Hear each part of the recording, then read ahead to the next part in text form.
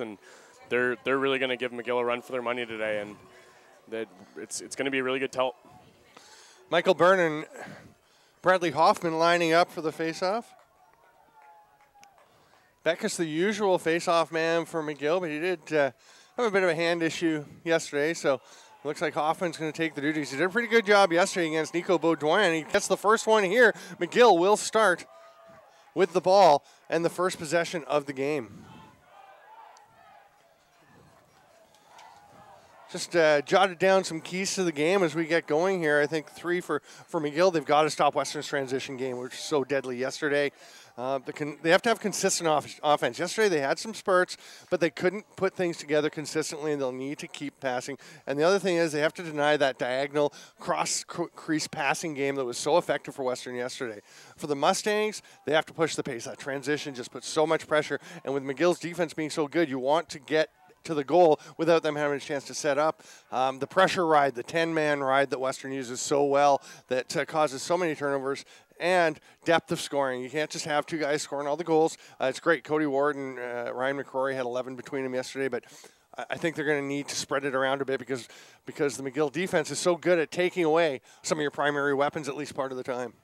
Yeah, and you're right when you say that they're great at taking away the primary weapons, as they showed yesterday against Brock with taking out Brandon Slade pretty much. I think he only had the 1 assist in the game, and they really did a great job of shutting him down. So they know that they'll be looking at Western's 2 guys to really make sure that they're not getting the ball in their stick.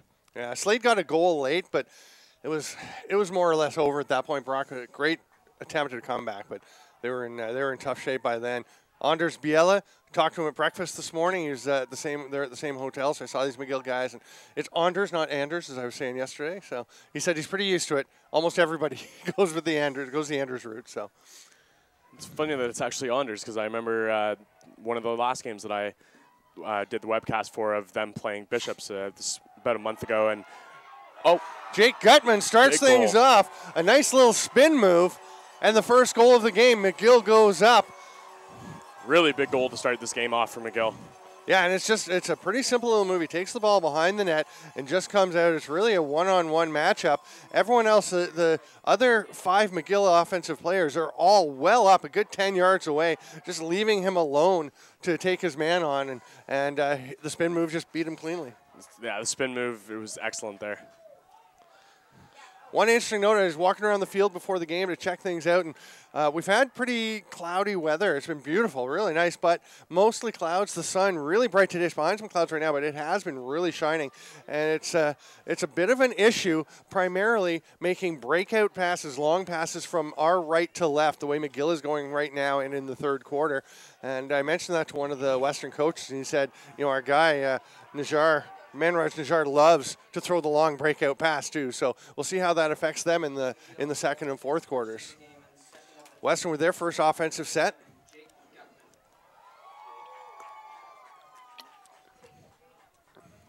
Jordy Jones-Smith down low around goal line extended, passes the ball up high. Ryan Miles will give it back to him. Now Jones-Smith is going to make his way up to around the 25-yard line.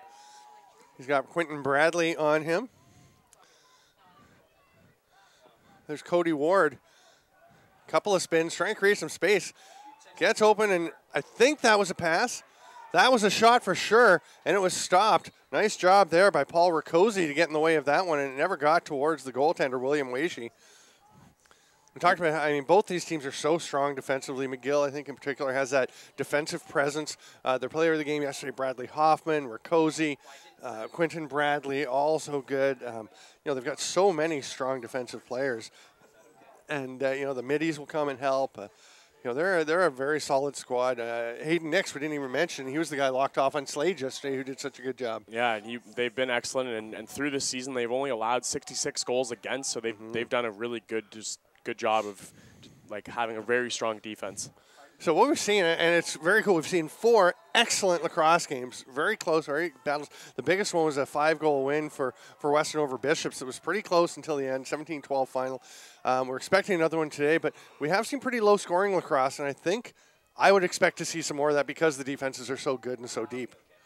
Well, both teams today are going to be, not that they're going to be reserved, but they're going to be really moving the ball around, looking for that key opening. They're not going to just take shots from anywhere. They're going to make sure when they take that shot, it counts, and it's a solid shot on net. Yeah, I mean, you want to maximize possession time. Ryan Miles working against Bo Hosking. Ward just gives it back to Miles. Ryan McCrory is sitting up at the top of the formation as Miles trots around behind the back. Hosking on him. Miles trying to beat him, gets a shot off. It was stopped by Weishi. I'm not sure if it was on net. It looked like it might have hit his foot beside the net. Weishi throws it back to Nix. That was a pretty nice play as long as it worked. And now they get up to Hosking. Here's the pressure from Western that we've seen so often. And Hosking stumbles a bit, and Jones Smith gets to stay with him. He does get the pass off. McGill, so good. I mean, we've talked about how well their defenders handle the ball, and that is critical because we saw Brock turn the ball over repeatedly against that 10-man ride. The pressure that Western is able to put on is pretty unparalleled in this league. Yeah, it's so true. Western is they're just like hound dogs. They go out there and they're all over the man with the ball. They really shut down any opportunity to give them a good passing play in the offensive zone. Emil Sasson Lawless cut in. He had a couple of goals yesterday. Now they go over to the far side and eventually down behind the net.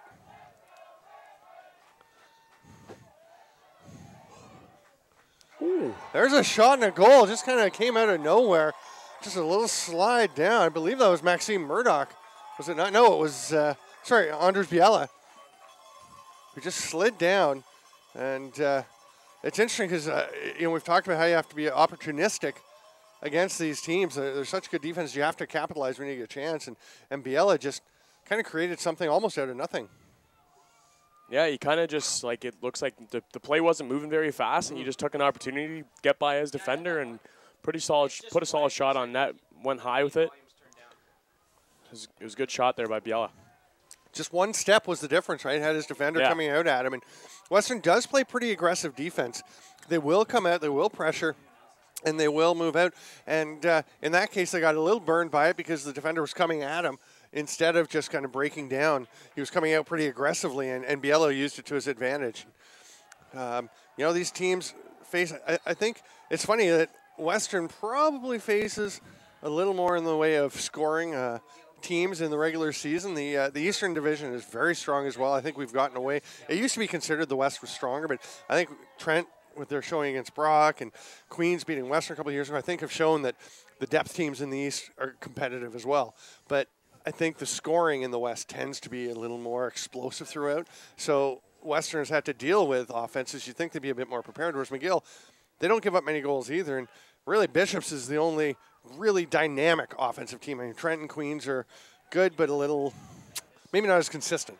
Yeah, I know exactly what you mean. Like, looking into the West Division, they're like Western, who has 164 goals for, they're competing with Brock, who is the number one scoring team in the league with 171 goals for, and they're more used to seeing a lot more shots on net and maybe a bit less of a reserve playing. Yeah. Flag coming down. We're going to have a slash for the first penalty of the game.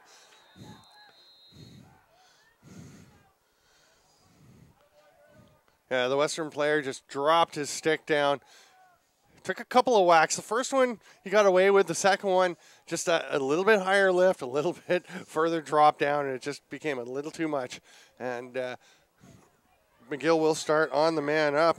Rufus Frost will take the ball, move it across to the top.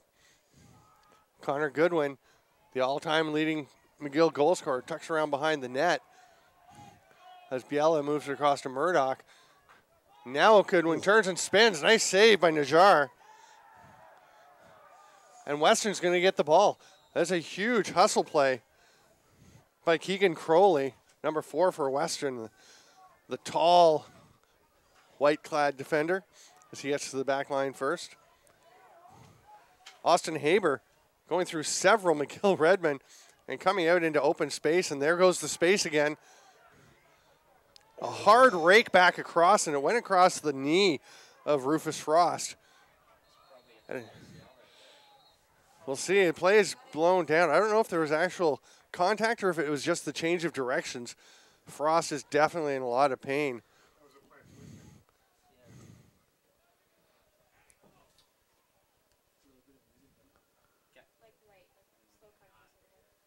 Oh, yeah, you can see it's just Haber just cut back to his left, and Frost tried to go with him and just went over on the knee. And that is the left knee. Very painful. I mean, we saw last year in the championship final, we saw Curtis Knight go down. That was so hard to see. And it actually wound up costing Curtis Knight. We had an ACL tear. It wound up costing him a season in the National Lacrosse League, in which his Edmonton Rush actually won the Champions Cup. So you feel badly for him on that one. And hopefully it's not as serious for Rufus Frost, but certainly he went down in a hurry. And from the little bit of the playback we have here, since the webcast is 30 seconds behind the actual game, you could see that it was a nasty turn on that knee. Knee went one way and his body went the other. Yeah. You can tell on the replay when you watch it and just see, like you said, you're going one direction, you plant, start to go the other way, and the leg just keeps going. It becomes so obvious because there are parts of the body going in different directions that they're not meant to. Frost is being helped off and up on his feet, which is good to see, but he's definitely basically being carried off the field here. This whole 30-second delay kind of messes with my mind and the whole time-space continuum. You know, because it's like we're talking about it, and yet as we're talking about it, it's happening in front of us. I know exactly what you mean. And I'm thinking, okay, well, it's going out to people right now, so they're seeing it, but we're also talking about it at that time. And it's like we're in this parallel universe. It's pretty fun. It is. It's nice because it's almost like we have an instant replay without actually, like no one at home sees that we have an instant replay. But it's about 30 seconds later, which is why sometimes we'll talk about it after the ensuing face-off is happening. But in the meantime, Western still a man down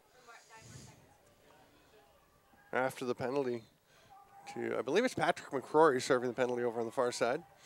So again, you know, it's so tough when you're just being shorthanded is difficult, but when you have your best defender or one of your best defenders out there, it's extra tough. But they did get the ball out, cleared it while they were shorthanded, so it wasn't a problem. They just had to hold on to the ball, and he's now back on the field, and we're underway. We'll certainly think good thoughts and send healing vibes to Rufus Frost. Yeah, you hope to see that it was just maybe just a twisted knee and nothing serious like an ACL joint or something like that. Sam Neeb takes the ball at the top. He's watched by Hosking. Some quick help coming in from Quentin Bradley, and the ball is loose. Hoffman can't scoop it up, and it's going to be Western possession. Hoffman just missing the pickup on that ball. Neeb starts with it. Nothing really happening on this side of the field, so he's going to throw it over to the far side to Jones-Smith. Jordy Jones-Smith, drafted by the New England Black Wolves in the NLL draft this year. He's very excited about the possibility, after he's done with his business here, of trying to make it in the National Lacrosse League. Tom Masterson comes out with the ball and immediately hands it off to Michael Byrne. Sorry, that's Ryan Miles.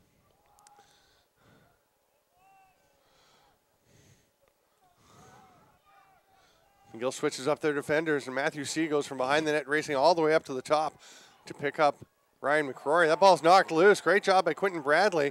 There's a stick down the field from McCrory, and McGill comes up with it. They're heading down. C. Nice job to slide from down below the goal line extended up to the top and get involved in that strip. Yeah, it was excellent, and just good play on capitalizing and getting the ball, and now McGill's getting another opportunity to move it down into the offensive zone. Gutman, the first goal scorer for McGill in this 2-0 lead, passes it down below. Maxime Murdoch, 19-year-old son of McGill head coach Tim Murdoch. They move it around to the top. Sasson Lawless, starting up high. Couple of fakes. Looked like he had an opening. Fires it across, and the shot in the goal. And Sasson Lawless pulled up, looked like he was thinking about shooting for a moment, went to Spencer Bromley instead, and Bromley rips it home. Well, and that play for the McGill Redmen is such a textbook play. Lawless has so many assists on the season. He's always involved in Bromley's goals, and that was just another display of what they know that they can do always. Yeah, great point. 23 assists for Emile Sasson Lawless and 20 goals for Spencer Bromley. And like you said, a lot of them. Exactly. There's no coincidence that those numbers are close. Yeah, they're definitely connected. Hoffman and Byrne facing off again. Byrne looked like he was trying to pull it out, but everyone just falls away, and McGill comes up with it. Sean Fontaine gets the ball. He'll head off to the sideline.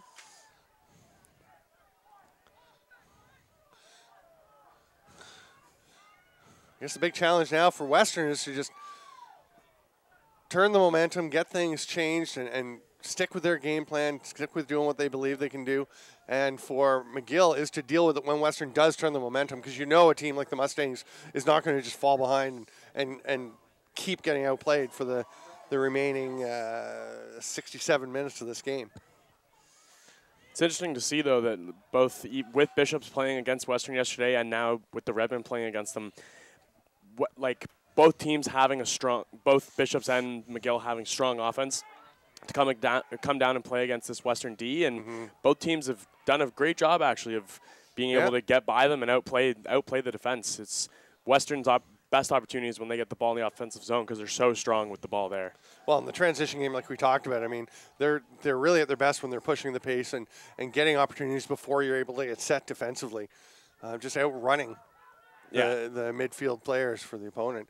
And right now, McGill taking their time, working it around. Maxime Murdoch taking plenty of time as he works it down there, and now trying to convince everyone who was shooting, but passing it off to Bromley. It was Alex Linton with the pass across. Bromley missed on that one. Pass almost got away from Drew Laird, but he's able to track it down. There's a shot from the outside that got tipped a bit. Nice job by Byrne to make that save easy for Najjar. It was an easy save for him, but because of that tip, it almost kind of could have tricked him a little bit, depending on how the bounce, if it took a weird bounce off the grass. Or I think it's the ones for a nice strip. We've talked about Western's ride, but that's a pretty darn successful ride by Quentin Bradley, who's up in the offensive half of the field and does a great job regaining possession for McGill. It kind of depends how much of you get on it, because I'm saying Byrne got a lot, and it really slowed that down. It's when it just slows it down a bit, I think, that it really throws you off. I mean, Najjar had time to adjust to it. Goodwin does a nice job just tapping that ball away from where Ryan McCrory could get to it, since McCrory can't go over midfield. Anyone not familiar with the field game, you have 3 players in the offensive zone and 3 in the defensive zone at all time, and then 3 who can go wherever they like. Doesn't have to be the same players all the time. You can have a defensive guy go up, but somebody's got to stay back for him. There's a shot by Murdoch that's well high and wide. McGill, though, has Gutman behind the net to make sure they get the reset. Biello over to Goodwin.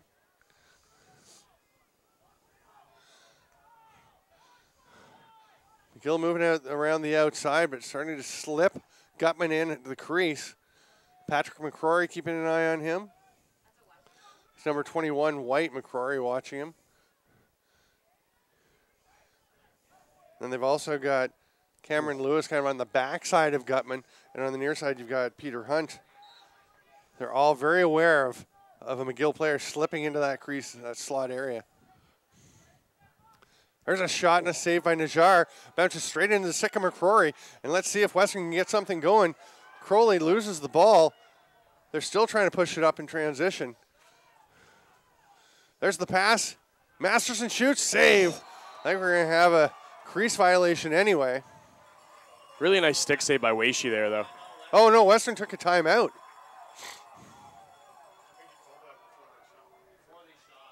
Before the shot. That's a strange time to take a timeout. Yeah, because they had a lot of momentum coming into that offensive zone. He was on the move. He obviously was looking to take the shot, and it's a bit of a strange call there by the Western head coach. Just kind of stopped the flow of momentum there. Now, the one thing I was going to say, the one concern when you're a transition team that likes to push space, likes to run, and you're not getting the opportunity to do so, it can occasionally change the way that you approach that. You can push it, because the one thing that Western, they push the pace, they take chances, they go, but they're also very smart about when it's time to pull out and just hand it off to the attack guys and leave it with the middies. And they're not going to, somebody like Patrick McCrory, who was running up at Crowley there, they've got pretty good sense of when they need to stop pressing.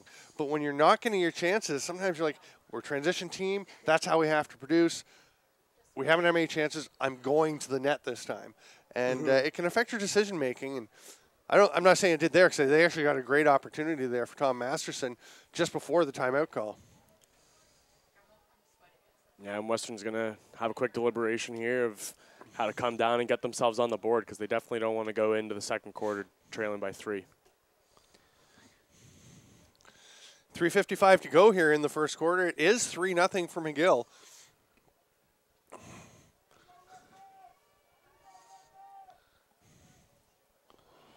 Western will set up.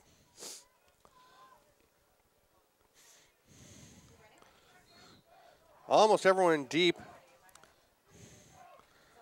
except for Jordy Jones-Smith up top, and he's going to get the ball. Now they start to spread out a bit more vertically. Kyle Emerson will toss it down into the corner and get it back immediately. Back up top to Jones-Smith, and clearly part of what Jeremy Talevi and his coaching staff were saying to the team was, let's spread things out a little bit and move the ball around. Oh. And you see how quickly that was Matthew C. getting out on the man as he fell down. Emerson. There's some aggressive defense, knocking the ball loose. Hayden Nix getting away from Ryan McCrory. McGill comes up with it. Hoffman couldn't hang on to it, but Weishi is able to pick it up. Again, the pressure, the heavy ride by Western. We'll see how McGill handles it. Hoffman juggles the ball, kicks it ahead, reaches out with the long pole and gets it. Great, effective use. And then throws that pass cross field and kept it relatively low. You may notice that they're probably not going to throw a lot of long lob passes in that direction, because the sun going across the field that way can be a little tricky too. Yeah, they don't want to try and set somebody up and have the sun get in their eyes and drop the ball, especially when they're in their defensive zone. Yeah. McGill setting up an offense again. 2.5 minutes to go in this first quarter.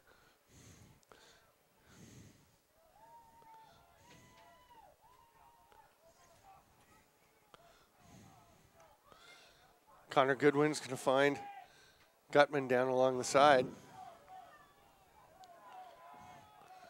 Goose Bolton is in behind the net, waiting for a pass. He's going to get it now. Heads over to the far side with some momentum. Gives it up to Biella. McGill taking their time. Under 2 minutes to go.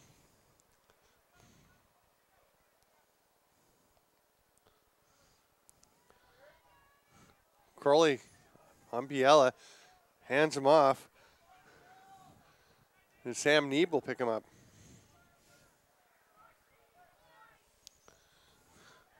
There's a little spin by Goodwin. Najjar reached for that pass, couldn't quite get it. It's going to come over center. Who will get it? It's almost scooped up. Now it is grabbed by Western. We have the turnover. Masterson to the trailer. Spinning is McCrory. He's going to get a shot off, but a defender got something on it. It was either Hoffman or it may have been Sassone Lawless, actually, stepping back and getting involved in that one. And you don't see Sassone Lawless playing a ton of defense, but that's a pretty nice play. It really is, and Sassone Lawless, he's a really dynamic player. Seeing that he just made a nice defensive play there. He can be all over the field. We saw him yesterday. He had a couple nice goals in the game against Brock, and also a couple assists for him as well. So he does well all over the field. Oh, there's a goal. Western is on the board. Ryan Miles just sneaking it down from pretty much goal line height and tucking it in. Western's really happy with that. Like I was saying earlier, they don't want to go into the second quarter down by 3, and they're happy to get that one on the board. Yeah, and I mean, you go back to the turnover in the other end with the pass coming out that just got away from everybody. And Miles, and we saw the spin move earlier at the other end, and that's a beauty. I mean, it was Jake Gutman with the spoon move for McGill, and this is a dandy of a spin move by Miles. Just creates some space and didn't have, like I said, didn't have a great angle, but was able to just tuck it past William Weishi. There's a shot I think it came just after time expired. Either way, it was stopped by Weishi, so not a problem. But an important late goal in the quarter by Western. It is 3-1 for McGill at the finals of the Baggataway Cup. I'm Stephen Stamp with Sawyer Brock. We'll be back in just a couple of minutes with the second quarter.